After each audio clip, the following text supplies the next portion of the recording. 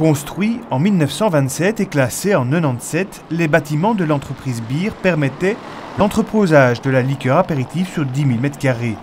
Vide ou presque depuis 10 ans et désormais propriété du CPAS, cet espace sera transformé en centre d'activité économique urbaine, le tout en conservant l'âme de ces lieux aujourd'hui classés. L'enjeu du bâtiment sont intéressants parce qu'ils mettent en évidence 3 grandes parties du bâtiment.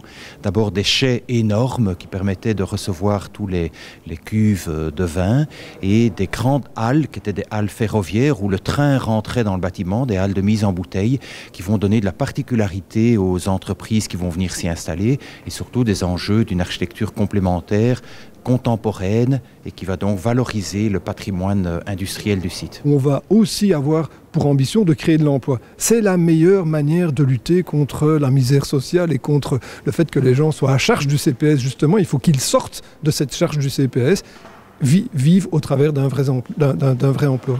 Une crèche de 36 places ouvrira ses portes également.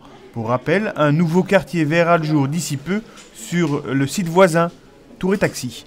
Les anciens bâtiments Beer seront alors dédiés aux jeunes entreprises en développement. Un secteur est visé, la petite logistique. On a divers types d'entreprises qui sont intégrables dans ce projet. Nous avons par exemple un partenaire d'une de nos filiales, la filiale Brussock, qui s'occupe justement d'économie sociale et locale, qui est le plus gros importateur d'olives dans la région.